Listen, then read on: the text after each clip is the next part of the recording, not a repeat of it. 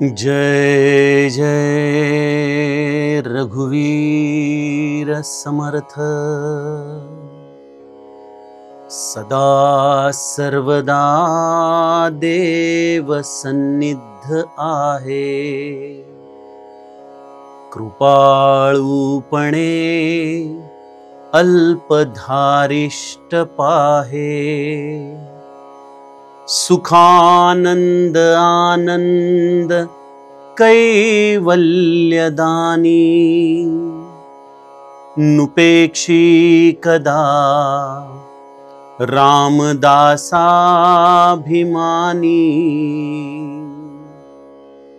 जय जय रघुवीर समर्थ।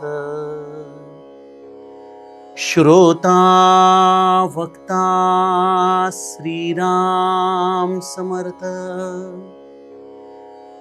जय जय रघुवीर समर्थ।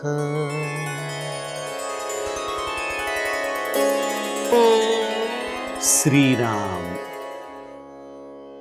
आपल्या सर्वांच्या हृदयस्थ वसणाऱ्या आत्मारामास साष्टांग प्रणिपात करून मनोबोध एक अंतरयात्रा या आपल्या श्री समर्थ रामदास स्वामींच्या मनाच्या श्लोकाचं जे आपण चिंतन करत आहोत।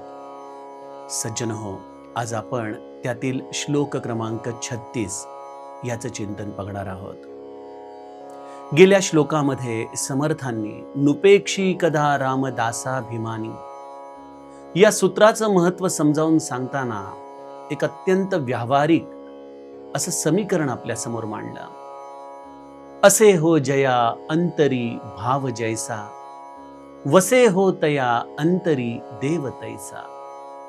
जसा तुमच्या हृदयामध्ये भाव असेल त्याप्रमाणे भगवंताच्या अस्तित्वाची अनुभूती त्या त्या जीवाला येते। अनन्यास रक्षी तसे चाप पाणी, जो त्या भगवंताच्या तत्वाशी अनन्य झालाय, ज्याला तो सोडून आणखीन कोणाचाही आधार नाही, अशा अनन्य भक्ताला भगवंत प्राणापलीकडे सांभाळतो। म्हणून समर्थ म्हणतात की नुपेक्षी कदा रामदासाभिमानी। अशा या भगवंताला आपण कुठं शोधावं बरं, कुठं पाहावं, याचं उत्तर समर्थ आम्हाला आजच्या श्लोकामध्ये देतात। समर्थ म्हणतायत सदा सर्वदा देव सन्निध आहे। बघा, आपल्याला एखाद्या व्यक्तीला भेटायचं असेल किंवा त्याला पत्र दाखायचं असेल तर आपल्याकडे त्याचा पत्ता असावा लागतो। भगवंताचा पत्ता काय आहे, त्याला कुठं जाऊन भेटावं? आमच्या श्री महाराजांच्या श्लोकामध्ये आम्ही एक फार छान गोष्ट म्हणतो। जयाचा जनी जन्म नामार्थ झाला, जयाने सदा वास नामात केला। जयाच्या मुखी सर्वदा नाम कीर्ती, नमस्कार त्या ब्रह्मचैतन्य मूर्ती। सज्जनो, श्री ब्रह्मचैतन्य महाराजांना जर बघायचं असेल तर त्यांचा पत्ता अर्थातच नाम आहे। तुम्ही जिथं असाल तिथून त्या भगवंताचं अनन्य भावाने स्मरण केलं की त्यामध्ये या चैतन्याचं दर्शन आपल्याला घडू शकतं। त्यामुळे भगवंत हा सदा सर्व काळ आपल्या निकट आहे, आपल्या सान्निध्यामध्ये आहे। समर्थ देखील आपल्याला हेच सांगतात, सदा सर्वदा देव सन्निध आहे। अरे, जर तो माझ्या सन्निध आहे तर हा काही केवळ संतांचा भावविलास आहे का हो? जर तो इतक्या निकट आहे तर तो मला का बरं दिसत नाही? का बरं तो माझ्या संकटांमध्ये धावून येत नाही? का बरं मला त्याचा मदतीचा हात निरंतर जाणवत नाही? काय कारण असेल? तर समर्थ आपल्याला त्याचं उत्तर पुढच्या ओळीमध्ये देताना म्हणतात, कृपाळूपणे अल्पधारिष्ट पाहे। तो सतत आपल्या बरोबरच आहे, परंतु तो अशा अंतरावरती आपल्यापासून आहे की जेणेकरून तो अगदी निकट आहे, पण कदाचित आपल्यापासून 2 बोट अंतरावरती उभं राहून तो आपली परीक्षा बघतोय, आपलं धारिष्ट बघतोय। जसं लहानपणी आपल्याला वडील सायकल चालवायला शिकवायचे किंवा मोठा भाऊ सायकल चालवायला शिकवायचा, तेव्हा बऱ्याचदा ते पहिल्यांदा तर आपल्याला मागे सीटला हात धरून सायकल चालवायला लावायचे आणि नंतर एका टप्प्यावरती हात काढायचे नाहीत, पण सीट धरायचे देखील नाहीत. असं थोड्याशा अंतरावरून आपण ते घेत असलेली परीक्षा बघत असायचो आणि जेव्हा आपल्या लक्षात यायचं तेव्हा आपली किती त्रेधा तिरपीट व्हायची, नका सोडू नका सोडू नका, धरा मला धरा मला. हे जसं आपण लहानपणी अनुभवलंय ना, संतांनी देखील या भगवंताचं अस्तित्व आपल्या भोवती असंच बघितलंय. कृपाळूपणे अल्पधारिष्ट पाहे. आणि असा धारिष्ट दाखवणारा जो आहे, जसं एखाद्या परीक्षेमध्ये उत्तीर्ण झाल्यानंतर 3 गोष्टी मिळतात, प्रथम पारितोषिक, द्वितीय पारितोषिक, नाही तर उत्तेजनार्थ, होय की नाही? त्याप्रमाणे हा भगवंत देखील असं धारिष्ट दाखवणाऱ्याला 3 गोष्टी देतो. सुखानंद, आनंद, कैवल्यदानी. तो सुख आणि आनंद देतो, किंवा नुसता आनंद देतो, किंवा तो कैवल्याचं दान देतो. नुपेक्षी कदा रामदासाभिमानी. असा हा समर्थांच्या श्लोकाचा सरळ अर्थ आहे.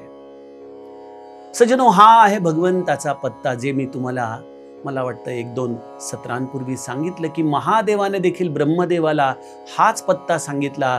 हरिव्यापक सर्वत्र समाना, प्रेम ते प्रगट हो ही मै जाना. भगवंत हा सर्वत्र समानत्वाने भरून उरलेला आहे, पण त्याला प्रगट होण्याचा मार्ग एकच आहे, प्रेम ते प्रगट हो ही मै जाना. त्याप्रमाणे सज्जनो, सदा सर्वदा देव सन्निध आहे. तो निरंतर आमच्या निकट आहे, आमच्या सान्निध्यातच आहे. मग तो आम्हाला का बरं दिसत नाही? बघा, लहानपणी आपण आंधळी कोशिंबीर खेळायचो, आठवतो का हा खेळ? डोळ्यावरती पट्टी बांधलेली असायची आणि त्यामुळं डोळस असूनही आम्ही आंधळे व्हायचो आणि मग आम्हाला आपले सवंगडी शोधण्यामध्ये एक आनंद मिळायचा. तसे हे संत या भगवंताचा शोध घेतात, जरी तो निरंतर सान्निध्यामध्ये आहे, पण जेव्हा ते आमच्यासारख्या अडाणी अज्ञानी जीवांकडे पाहतात तेव्हा त्यांना ते भक्तीचं मार्गदर्शन करतात. हाच या भगवंताचा शोध आहे, अन्यथा तो भगवंत निरंतर आमच्या सान्निध्यात आहे. आपण म्हणाल, ही आंधळी कोशिंबीर आम्ही नेमकी कशी खेळतोय? आपल्याला हिरण्याक्षाची गोष्ट माहिती असेलच. हिरण्याक्ष आणि विष्णूचं प्रचंड घनघोर युद्ध जेव्हा सुरू झालं, तेव्हा त्याने हिरण्यकश्यपूला सांगितलं की मी विष्णूचा बदला घेऊन येतो. म्हणून हिरण्याक्ष भगवंताचा शोध घेत घेत ब्रह्मांडामध्ये फिरला. तेच काम हिरण्याक्षाच्या वधानंतर हिरण्यकश्यपूने देखील केलं. हा हिरण्याक्ष भगवंताला शोधत शोधत शोधत जेव्हा क्षीरसागरी जाऊ लागला, तेव्हा देवर्षी नारदांची स्वारी धावत येऊन विष्णूला म्हणू लागले, प्रभो आता कुठेतरी लपा, हिरण्याक्ष फार बलवान आहे आणि तो आपला वध करू इच्छित आहे. विष्णू भगवान केवळ शांतपणे देवर्षींच्याकडे पाहत होते. देवर्षी मागं वळून म्हणतात, आला बघा, हिरण्याक्ष आला. असं म्हणून इकडे विष्णूकडे पाहतायत, तर विष्णू महाराज कुठे आहेत? शय्या रिकामी. आणि हिरण्याक्ष तिथं पोहोचला आणि आरडाओरड करू लागला, विष्णू कुठेही जरी लबाडा तू आता लपून राहिलास ना, तरी मी तुला शोधून काढीन, तुला ठार मारीन. असं अद्वा तद्वा तो बोलू लागला. पण गंमत अशी झाली की सगळं ब्रह्मांड काय, वैकुंठापासून क्षीरसागरापर्यंत सगळं शोधून झालं, सगळं ब्रह्मांड पालथं घालून झालं, तरी देखील विष्णूचा काही केल्या शोध लागायला तयार नाही. देवर्षी नारद परत एकदा येऊन बघतायत, तर शेषशाह्यावरती भगवंत निवांत पहुडलेले आहेत.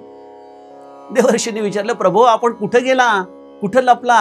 हिरण्याक्षाला कुठली अशी गोष्ट आहे की जी दिसू शकत नाही आणि त्यामुळे तो तुम्हाला शोधू शकला नाही? यावरती भगवंत हसून म्हणाले, अहो तो जेव्हा आला आणि मला शोधू लागला, मी गपचूप त्याच्या हृदयामध्ये जाऊन बसलो आणि मी त्याच्या हृदयात जाऊन बसताच मला कल्पना होती की तो मला चर्मचक्षुंनी सगळीकडे शोधेल, पण तो कधी डोळे मिटून स्वतःच्या आतमध्ये उतरून मला बघणार नाही.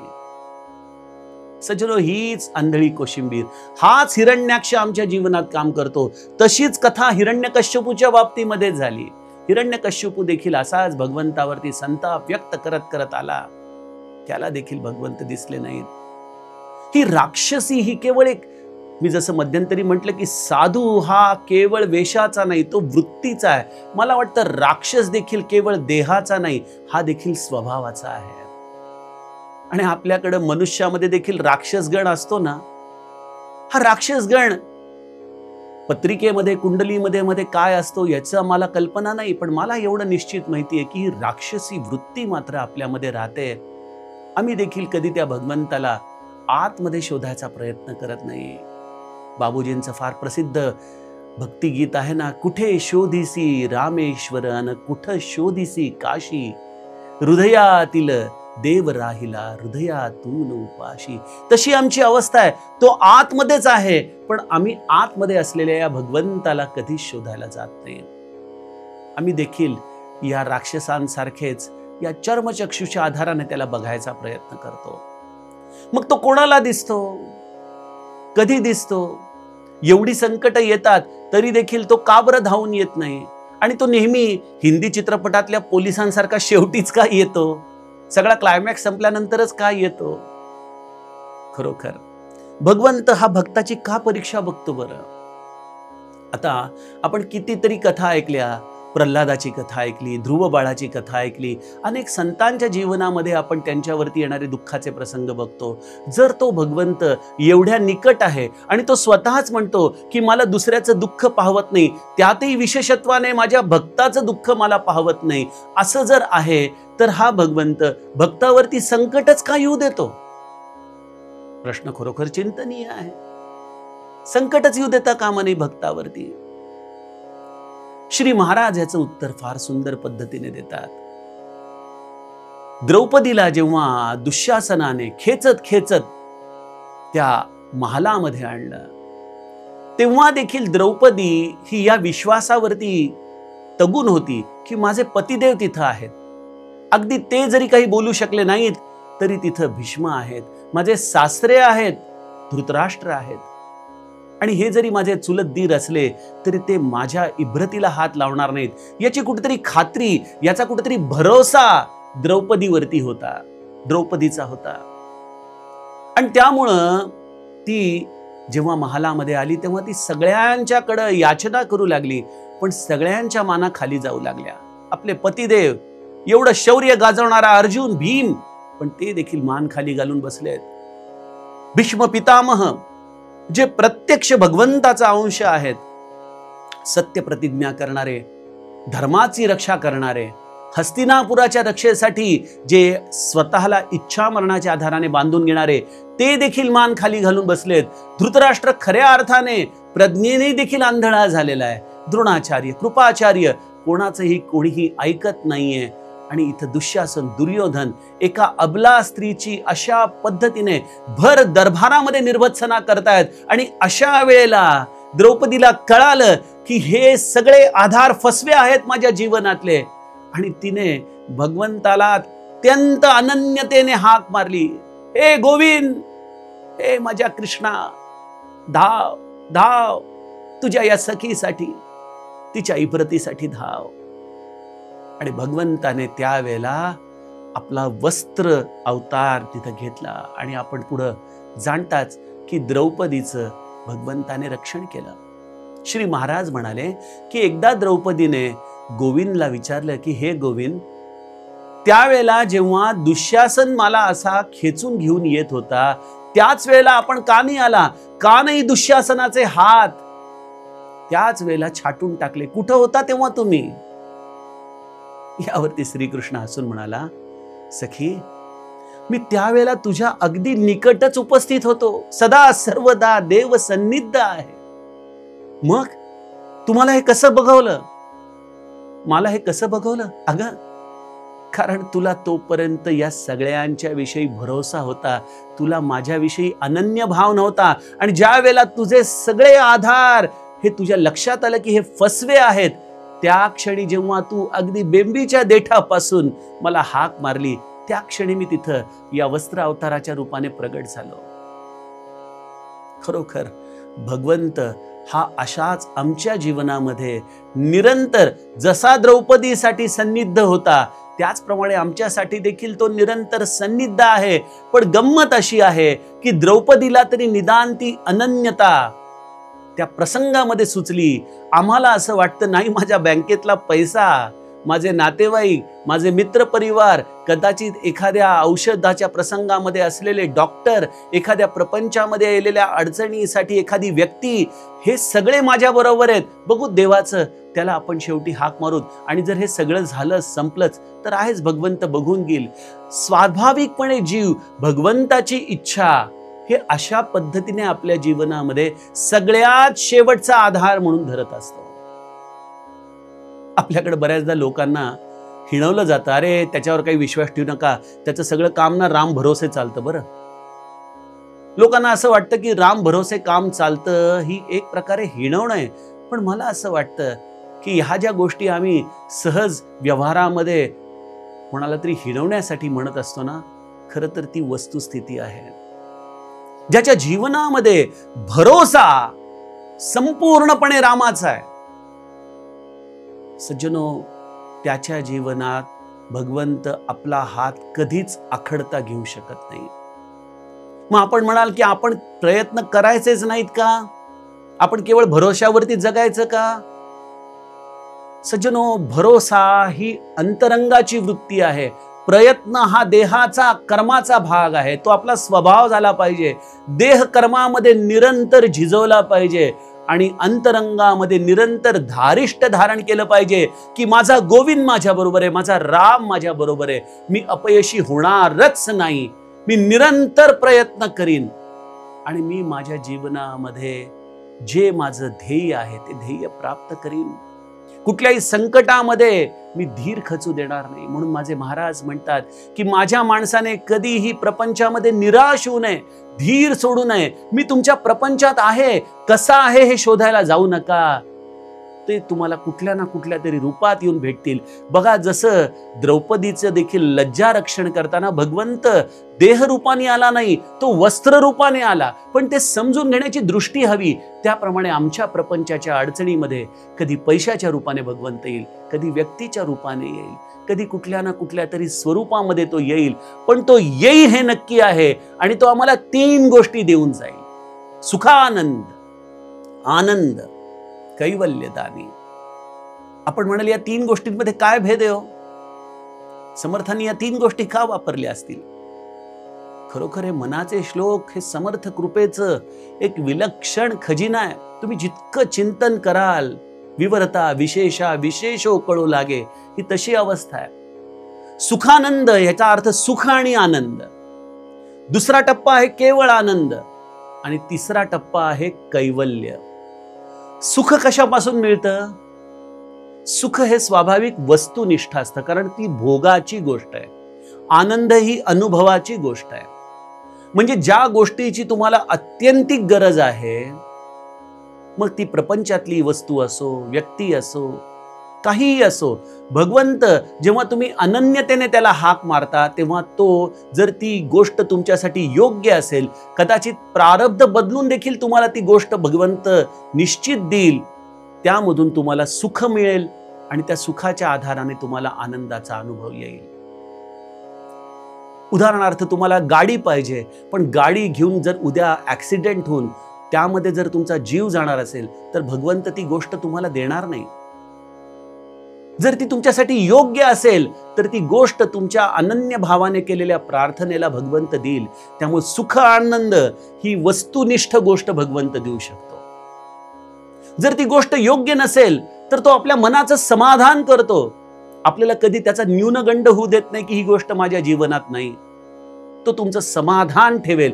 ती गोष्ट न मिळता देखील तुम्ही आनंदी राहाल. अहो, इतकंच नव्हे तर त्या गोष्टीला प्राप्त करण्याची इच्छा देखील तुमच्या अंतःकरणात विरून जाईल. तुम्ही विसरून जाल. तुमचा आनंद हा स्थायी भाव होईल.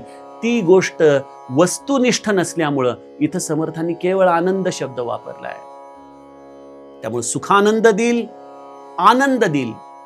आणि हे सगळं करता करता हा देह ज्या क्षणी पडेल, ज्या क्षणी हा प्राण आपला या देहाला सोडू पाहिल, त्यावेळेला तो स्वतः तुमचं स्वागत करायला हजर राहील. महाराज म्हणतात, तुम्ही अनन्य भावाने भगवंताचं स्मरण करा. आयुष्यभर अंतकाळ साधण्याची जबाबदारी रामाकडे आहे. मी तुमचा अंतकाळ साधून देईल. सद्गुरु राया रामाच्या हातामध्ये आपला हात सोपवेल आणि तो राम राया आपल्याला कैवल्याचं दान प्रदान करेल. बघा, त्यामुळं रामाची अनन्य भक्ती सुखानंद आनंद कैवल्यदानी अशी आहे.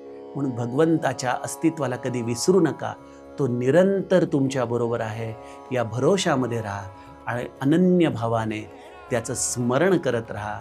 तुम्हाला हा भगवंत कधीच हात आखडता घेणार नाही. असं हे या श्लोकाचं गुरुकृपेने केलेलं चिंतन. आपण उद्याच्या सत्रामध्ये पुढील श्लोकाचं चिंतन बघूयात. जानकी जीवन स्मरण. जय जय राम. जय राम.